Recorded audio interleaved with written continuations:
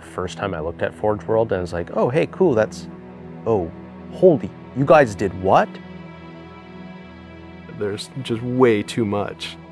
You can't keep it all in your head at once. It was so beyond our production capability. We were just like, you know, that's crazy. We can't do that. I couldn't stop the artist who started creating it.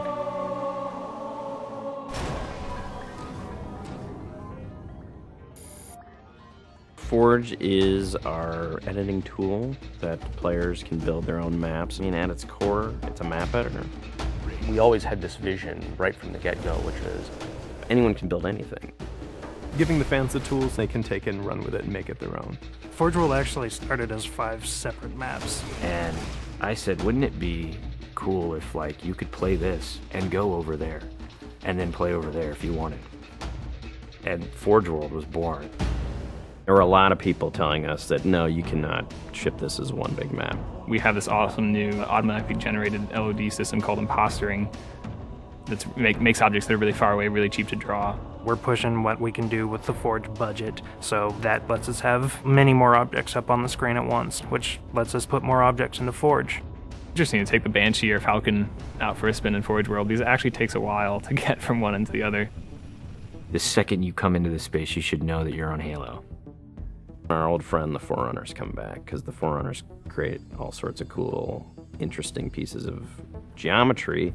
We wanted to give people a variety of locations that they could forge in a different way. So a gulch, an island, an interior, a very small outdoor pocket, and then the rock, which was kind of based off Ascension.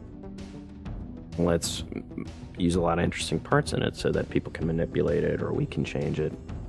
Why don't we bring back Blood Gulch and carve it all up into pieces so that people can start manipulating it in interesting ways. And then Sanctuary was the other one.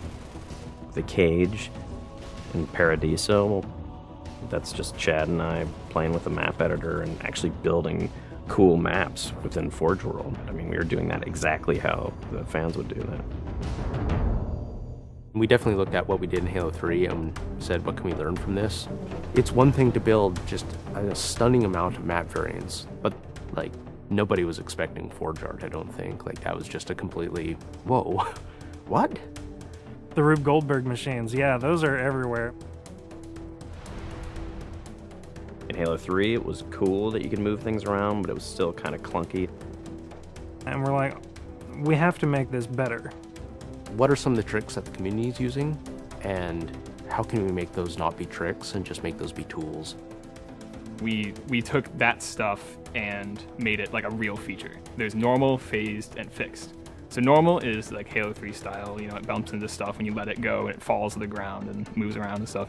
And fixed is the same thing, except when you let it go, it stays exactly where it was. And then phased is the coolest because it means that while you're editing the object, it's not actually interacting with the environment. You can put it through a wall, you can put it, you know, through other objects. Which changed everything for Forge, like immediately. It's much easier to build a Forge space. There's snaps and rotates and degrees and units that you can move things. You can be very precise.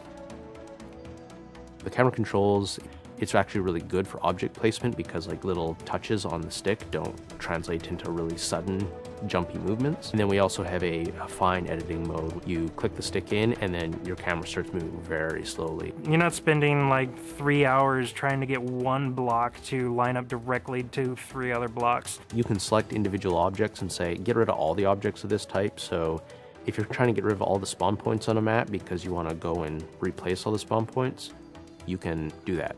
You can do custom colors. You can take these Forge pieces and say, hey, that's blue. So the blue base can truly look like the blue base. Reach's expanded sandbox includes new things like, you know, jetpacks. And if people want to build some sort of 3D map and really make use of the jetpack, they can do that now.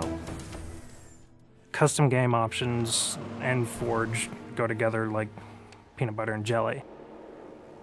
You're able to do things with game types that people might not even expect. My favorite example is King of the Hill, where the warthog is the hill. I'm super excited to see what people do with it when it goes out, because there's so much crazy stuff in there that's amazing. We are shipping maps on the disc that we made in Forge ourselves. So The tools are there. If you have the time and the talent, you can make it. The community is just going to outstrip us and spank us. With the new tagging system, you can save a forged variant, you can post it to your file share, and then you can say, you know, sweet new map. Things that are good are downloaded by a lot of people and passed around to a lot of people, and that makes the really sweet stuff bubble up to the top. I'm looking forward to what the next big community game type is going to be.